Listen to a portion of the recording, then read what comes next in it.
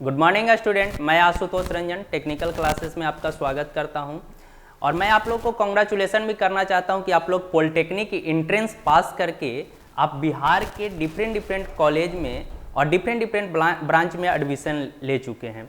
मैं बेसिकली आज बात करने वाला हूं ग्रुप ए का बात करने वाला हूं। ग्रुप ए में जो ब्रांच आता है वो आपका मैकेनिकल आता है, इलेक्ट्रिकल आता है, कंप्यूटर साइंस आता है और आपका ऑटोमोबाइल ब्रांच आता है और अदर ब्रांचेज भी आता है। तो उसके लिए कौन कौन सा सिलेबस, कौन कौन सा सब्जेक्ट आप लोग को और उसका सिलेबस क्या क्या पढ़ना है उसके बारे में हम लोग चर्चा करने वाले हैं। तो देखिए, आपका जो सब्जेक्ट है वो आपका मैथमेटिक्स है, मैथमेटिक्स 1 है, उसके बाद अप्लाइड फिजिक्स 1 है, अप्लाइड केमिस्ट्री है, कम्युनिकेशन स्किल इन इंग्लिश है और इंजीनियरिंग ग्राफिक्स है। ये सब्जेक्ट आप लोग को पढ़ना है। जो मैं आप लोग को सब्जेक्ट पढ़ाने वाला हूँ वो आपका सब्जेक्ट है इंजीनियरिंग ग्राफिक्स। तो इंजीनियरिंग ग्राफिक्स क्या होता है इसके बारे में हम लोग चर्चा करेंगे और ये जो आपका सब्जेक्ट दिया हुआ है इस सब्जेक्ट के बारे में आप थोड़ा थोड़ा जानते होंगे, उसका एडवांस चीज़ें यहाँ पे पढ़ना है। लेकिन मैं बेसिकली आज बात करने वाला हूँ इंजीनियरिंग ग्राफिक्स का, कि इंजीनियरिंग ग्राफिक्स क्या होता है, क्यों आपको पढ़ाया जा रहा है और इसमें जो आपको पढ़ाया जा रहा है तो क्या क्या चीज़ें पढ़ाया जा रहा है, इसके बारे में हम लोग चर्चा करेंगे। तो देखिए, सबसे पहले हम लोग बात करते हैं इंजीनियरिंग ग्राफिक्स क्या होता है। तो इंजीनियरिंग ग्राफिक्स का यदि हम लोग डिफिनेशन की बात करें तो बोला जाएगा कि engineering graphics is a language of engineer which are use to communicate with each other. यानी कि इंजीनियरिंग ग्राफिक्स एक इंजीनियरों की भाषा है जिसके सहारे एक इंजीनियर दूसरे इंजीनियर से बातचीत कर सकता है। तब आपके जेहन में, आपके दिमाग में एक बात आएगा कि सर, बात करने के लिए एक अलग लैंग्वेज की आवश्यकता क्यों पड़ा? आप तो हिंदी में या इंग्लिश में भी बात कर सकते हैं। तो बहुत बढ़िया बात आप बोल रहे हैं, लेकिन पूरे वर्ल्ड में 200 प्लस देश है। तो 200 के आसपास में देश है या 250 प्लस मान लीजिए देश है। उस देश में से मात्र 20 देश जो है वो आपका इंग्लिश बोलता है। बाकी जो देश ऐसा है जो आपका न हिंदी समझता है न इंग्लिश समझता है। लेकिन इंजीनियरिंग सेक्टर जो है वो पूरे वर्ल्ड में है। तो पूरे वर्ल्ड में है तो वहाँ पे कम्युनिकेशन के लिए कुछ तो जरिया चाहिए था। तो वहाँ पे जरिया क्या बनाया गया, एक यूनिवर्सल लैंग्वेज बना दिया गया। उसी यूनिवर्सल लैंग्वेज को हम लोग क्या बोल रहे हैं, इंजीनियरिंग ग्राफिक्स बोल रहे हैं। और उसी से हम लोग एक इंजीनियर दूसरे इंजीनियर से कम्युनिकेट करता है। आप सपोज कीजिए आप मैकेनिकल इंजीनियर हैं या ऑटोमोबाइल इंजीनियर हैं या इलेक्ट्रिकल इंजीनियर हैं, तो आप जो इक्विपमेंट का डिजाइन बनाइएगा, ड्राइंग बनाइएगा, वो इक्विपमेंट हो सकता है कि अमेरिका में या फ्रांस में यूज हो। आप छोटा क्यों सोच रहे हैं कि हमको सिर्फ बिहार में ही बनाना है? तो वो आप जो पार्ट्स बना रहे हैं वो विदेश में भी यूज हो सकता है या विदेश का पार्ट जो है वो इंडिया में भी यूज हो सकता है। तो उसके लिए एक लैंग्वेज की आवश्यकता था और उसी लैंग्वेज को इंजीनियरिंग ग्राफिक्स के रूप में हम लोग को बना करके दिया गया। तो हर भाषा का कुछ रूल रेगुलेशन होता है। जब तक आप भाषा को सही ढंग से नहीं सीखिएगा तब तक आप किसी के साथ कम्युनिकेट नहीं कर सकते हैं। जैसे एक छोटा सा एग्जाम्पल मैं अक्सर देता हूं लोगों को। तो देखिए, यदि हिंदी में बात करें और हिंदी का जो सब्जेक्ट, हिंदी में जो भाषा लिखा हुआ रहेगा वो यदि आप इस तरह से लिख दें,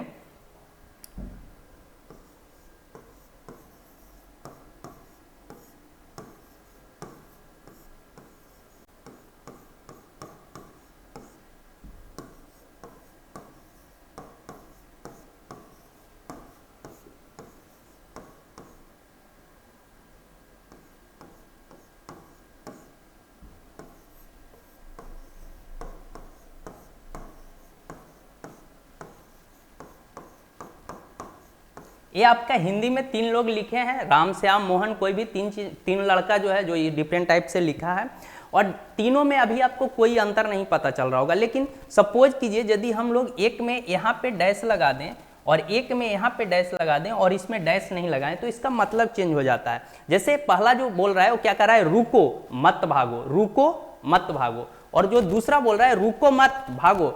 आप समझ रहे होंगे कि इसमें जो है सेंस चेंज हो जा रहा है। तो वो सेंस किसके कारण चेंज हो रहा है, तो ये सिर्फ कॉमा के कारण चेंज हो रहा है। तो इसीलिए इंजीनियरिंग ग्राफिक्स में भी जो आपका ये भी एक भाषा है। देखिए, ये जो हिंदी भाषा था, हिंदी भाषा में एक कॉमा जो है वो मतलब बदल दे रहा है। इंजीनियरिंग ग्राफिक्स में एक छोटा सा डॉट, एक छोटा सा कॉमा आपके जो ड्राइंग है उसका मतलब बदल देगा। तो उसका मतलब ना बदले इसलिए आपको ड्राइंग सिखाया जा रहा है। तो ड्राइंग में बेसिकली हम लोग के पास 3 काम करना रहेगा।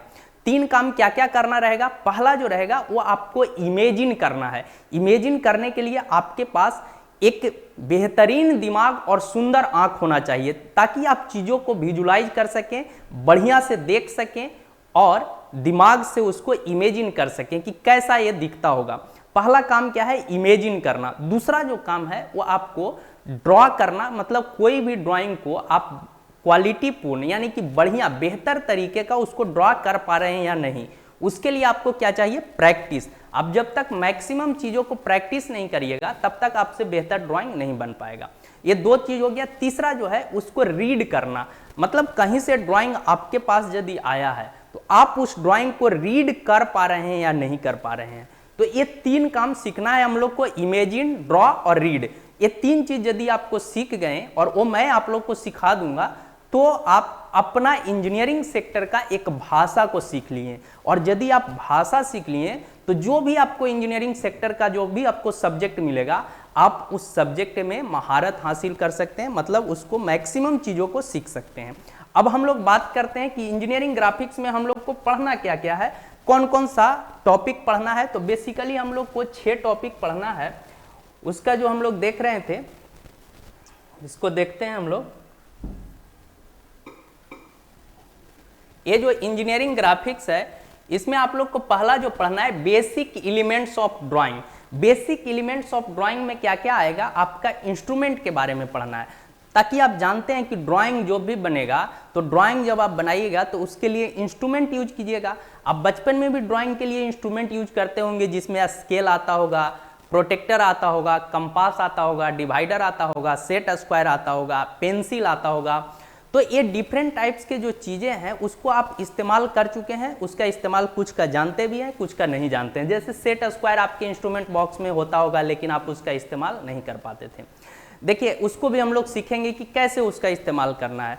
और भी यहाँ पे आप जब इंजीनियरिंग सेक्टर में आए तो कुछ इंस्ट्रूमेंट जो है वो आपका ऐड होगा। उसमें क्या क्या आएगा, मिनी ड्राफ्टर आ जाएगा, आपका सेट स्क्वायर भी आ जाएगा, उसके बाद आपका ड्राइंग बोर्ड आ जाएगा, ड्राइंग सीट आ जाएगा, टेम्पलेट्स आ जाएगा, फ्रेंच कर्व आ जाएगा। डिफरेंट टाइप का जो इंस्ट्रूमेंट है, इंस्ट्रूमेंट आपका बेहतर क्वालिटी का इंस्ट्रूमेंट होना चाहिए। यदि आपका इंस्ट्रूमेंट का क्वालिटी ही खराब है तो आप जो ड्राइंग बनाइएगा वो ड्राइंग आपका क्वालिटी बेहतर क्वालिटी का नहीं बन पाएगा।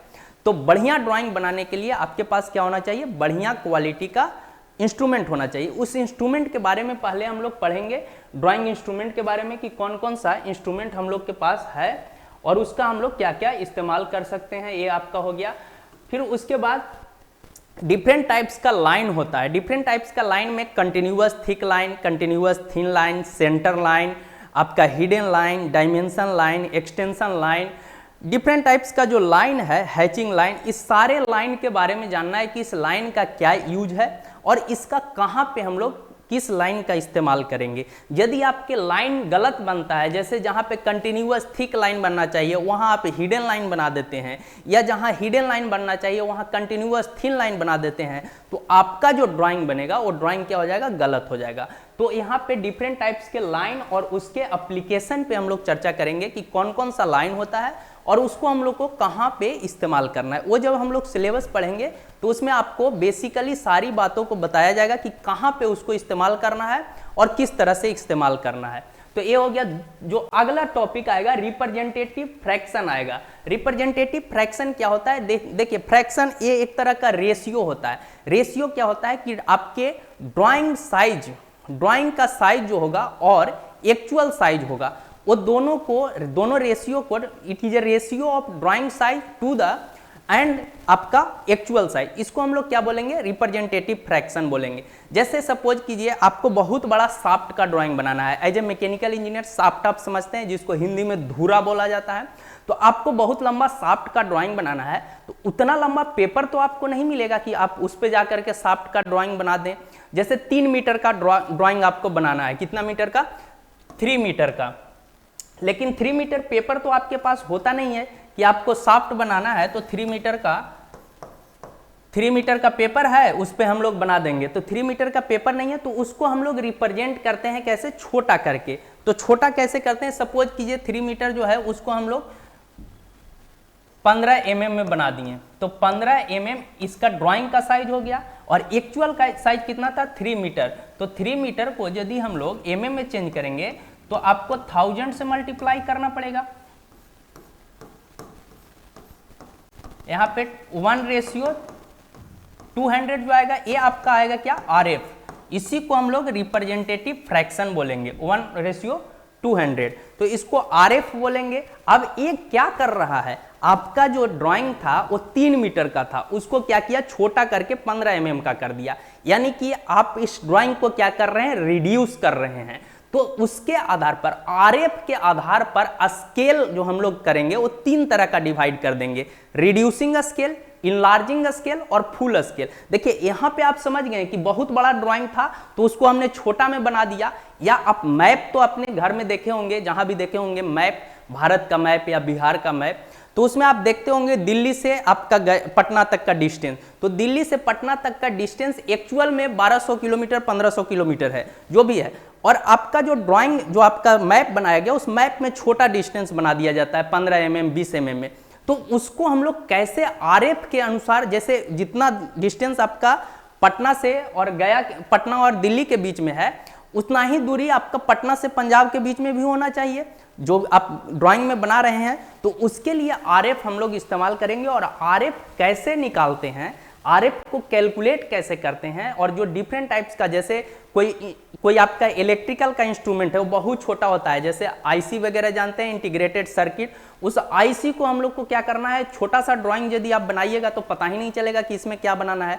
तो उसके लिए क्या करना है, हम लोग को उसको इनलार्ज करना है। तो रिड्यूसिंग स्केल हो गया, इनलार्जिंग स्केल हो गया, और तीसरा जो होता है फुल स्केल। जैसे ये आप हमारे हाथ में जो पेन है, इस पेन का यदि हमको ड्राइंग बनाना है तो एक सफिशियंट लेंथ का है, सफिशियंट डाया का है, तो इसको हम लोग बना सकते हैं एक्चुअल जितना दिया हुआ है उतना ही बड़ा, तो इसको हम लोग क्या बोलेंगे, फुल स्केल।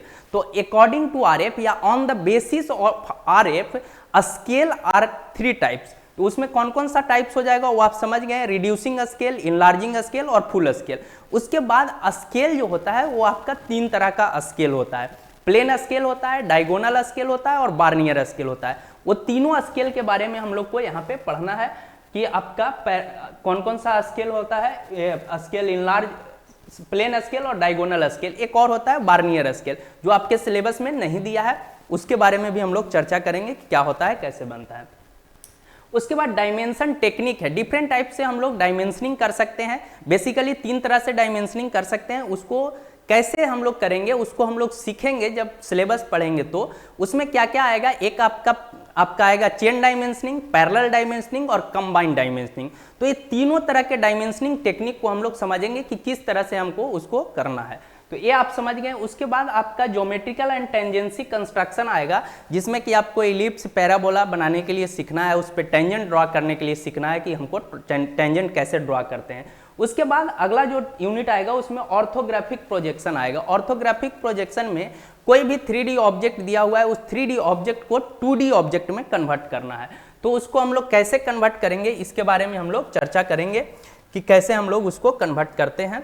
तो इसमें भी हम लोग जो सीखेंगे वो आपको कैसे सीखना है, सबसे छोटा चीज से हम लोग ड्रॉ करने के लिए सीखेंगे। 2 मेथड होता है, एक फर्स्ट एंगल ऑर्थोग्राफिक मेथड और थर्ड एंगल ऑर्थोग्राफिक मेथड। तो ये आपको कैसे उस मेथड को इम्प्लीमेंट करना है, कैसे सीखना है, जब सिलेबस पढ़ाया जाएगा तो उसमें सिखाएंगे। देखिए आपका होता क्या है कि आपका सबसे छोटा जो चीज़ है वो पॉइंट होता है। तो जब पॉइंट का हम लोग यदि पॉइंट का प्रोजेक्शन सीखेंगे सबसे पहले, और जब पॉइंट का प्रोजेक्शन सीख जाएंगे तो नंबर ऑफ पॉइंट को ही यदि कंबाइन कर दिया जाए तो क्या बन जाता है, लाइन बन जाता है। तो जैसे ही पॉइंट का हम अपना प्रोजेक्शन क्लियर हो जाएगा, उसके बाद लाइन का प्रोजेक्शन सीख लेंगे। और लाइन यदि डिफरेंट टाइप्स के लाइन को एक साथ कंबाइन कर दिया जाए तो क्या बन जाएगा, प्लेन बन जाता है। तब प्लेन का प्रोजेक्शन सीखेंगे। और जब प्लेन का प्रोजेक्शन सीख जाएंगे तो डिफरेंट टाइप्स के प्लेन को यदि एक साथ अरेंज कर दिया जाए तो ये क्या बन जाता है, सॉलिड बन जाता है। तो सॉलिड का हम लोग प्रोजेक्शन सीखेंगे।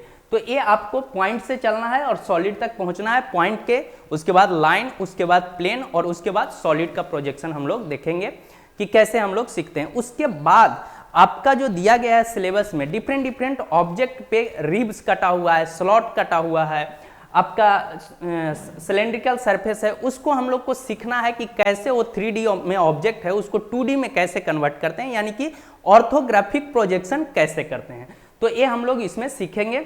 उसके बाद जो अगला थर्ड यूनिट आएगा वो आपका आएगा आइसोमेट्रिक प्रोजेक्शन। आइसोमेट्रिक प्रोजेक्शन में ऑब्जेक्ट को 3D में ड्रॉ करना रहता है। और 3D में कैसे ड्रॉ करना रहता है, सपोज कीजिए हम लोग को क्यूब बनाना है या क्यूबाइड बनाना है, तो क्या करना है आपको, एक लाइन बनाना है पहले, और उस लाइन में क्या करना है आप लोग को, ये लाइन बना दिए। इस लाइन पे 30 डिग्री के एंगल पे आपको इस तरफ लाइन बनाना है, 30 डिग्री के एंगल पे इस तरफ लाइन बनाना है। कितना डिग्री पे, 30, और इधर भी 30। उसके बाद इसका परपेंडिकुलर एक लाइन बना देना है। अब ये जो परपेंडिकुलर लाइन है, इसके परपेंडिकुलर आपको यहाँ पे एक लाइन बनाना है, इसके परपेंडिकुलर आपको यहाँ पे एक लाइन बनाना है। उसके बाद ये वाला जो लाइन गया है, इसके परपेंडिकुलर आपको यहाँ पे पैरेलल आपको यहाँ पे लाइन बनाना है, और ये जो है इसके पैरेलल आपको यहाँ पे लाइन बनाना है, और इसके पैरेलल आपको यहाँ पे लाइन बनाना है, यहाँ पे लाइन बनाना है इसके पैरेलल। तो ये आपको एक 3D ऑब्जेक्ट दिख जाएगा कि कैसे बना हुआ है। तो इसको हम लोग कैसे बनाना है, क्यूब कैसे बनाना है, क्यूबाइड कैसे बनाना है, पेंटागोनल प्रिज्म कैसे बनाना है, पिरामिड कैसे बनाना है, डिफरेंट टाइप का हेक्सागोनल पिरामिड या आपका पेंटागोनल या आपका नैनागोनल, जो भी आपका है, सारे चीज़ों को हम लोग सीखेंगे कंसेप्ट वाइज कि कैसे इसको हम लोग ड्रॉ कर सकते हैं। तो उसको हम लोग आइसोमेट्रिक प्रोजेक्शन में सीख लेंगे। उसके बाद आपका आता है free hand sketching of engineering element. Free hand sketching of engineering elements में क्या आ जाएगा, बेसिकली थ्रेड प्रोफाइल के बारे में हम लोग को सीखना है। थ्रेड प्रोफाइल कहने का मतलब क्या होगा, आप नट और बोल्ट अपने गांव में, घर में या जहां भी देखे होंगे, तो नट बोल्ट में जो बोला जाता है कि इसमें गुना किया हुआ है, और गुना कभी कभी खराब हो जाता है, तो वो जो गुना बोलते हैं हम लोग, उसी गुना को टेक्निकल टर्म में क्या नाम दिया गया है, थ्रेड बोला जाता है। उस थ्रेड का डिफरेंट प्रोफाइल होता है, मतलब डिफरेंट टाइप्स होता है।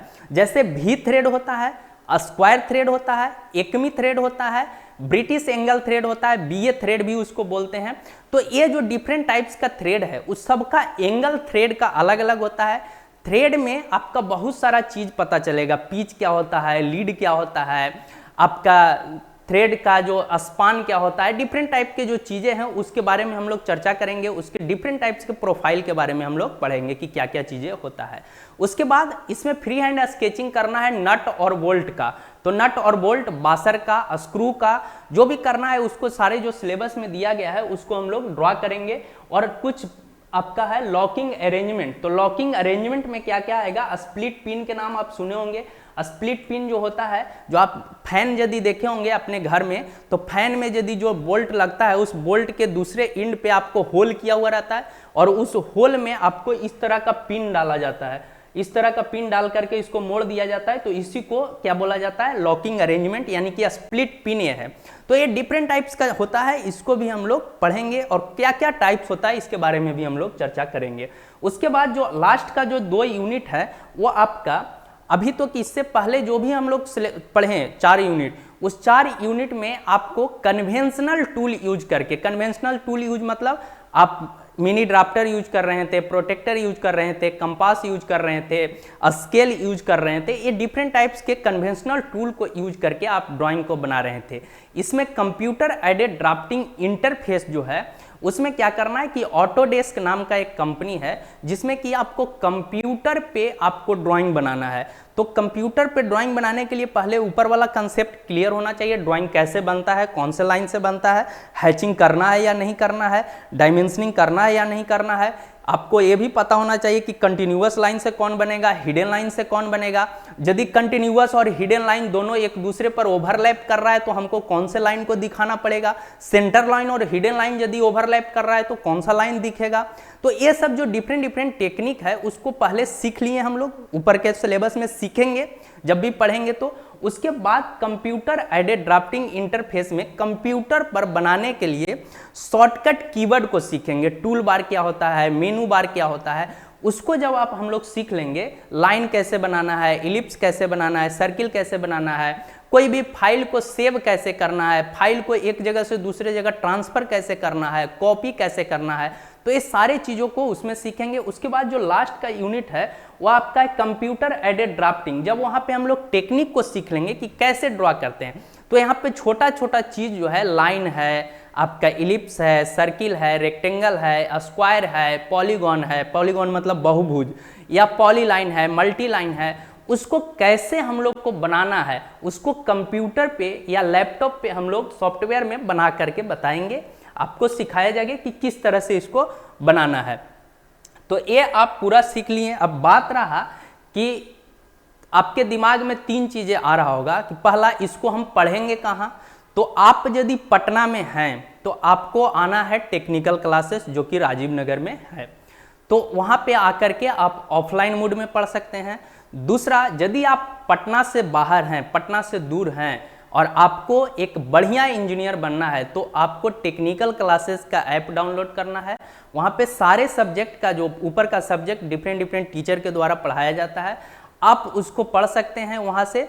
और पढ़ने के बाद आपको इसको परचेज करके आपको वहाँ से पढ़ सकते हैं टेक्निकल क्लासेस के ऐप, जो कि आप प्ले स्टोर से इजीली डाउनलोड कर सकते हैं।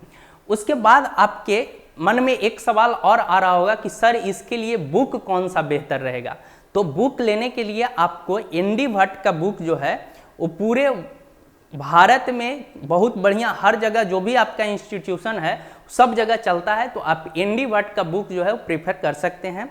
बाकी आप इंस्ट्रूमेंट के लिए कौन कौन सा इंस्ट्रूमेंट आपको खरीदना है, कौन से कंपनी का खरीदना है, ये आपको बताया जाएगा जब सिलेबस शुरू करेंगे तो, और लिखवा दिया जाएगा कि कौन कौन सा इंस्ट्रूमेंट आपको लेना है। चूंकि इंस्ट्रूमेंट के बारे में हम लोग पढ़ेंगे भी, तो इंस्ट्रूमेंट के बारे में पढ़ेंगे तो इंस्ट्रूमेंट आपके पास होना चाहिए, तब आप उसको सीख सकते हैं कि इसको कैसे हम इस्तेमाल कर रहे हैं। अभी इंस्ट्रूमेंट है ही नहीं, तो जो आप नहीं सीख पाइएगा, हम बोलेंगे आप उस चीज़ को हवा में चला जाएगा कि हम कैसे करें, पता ही नहीं चलेगा, या थोड़ा देर के लिए पता तो चलेगा कि इसका हम ऐसे इस्तेमाल करते हैं, लेकिन बाद में फिर आप भुला जाइएगा। लेकिन जब आप यूज कर लेते हैं तो उसको आप सीख जाइएगा इजीली कि कैसे इसका इस्तेमाल हम लोग करते हैं। तो फिर हम लोग अगले क्लास में मिलते हैं, तब तक के लिए थैंक यू, बाय बाय।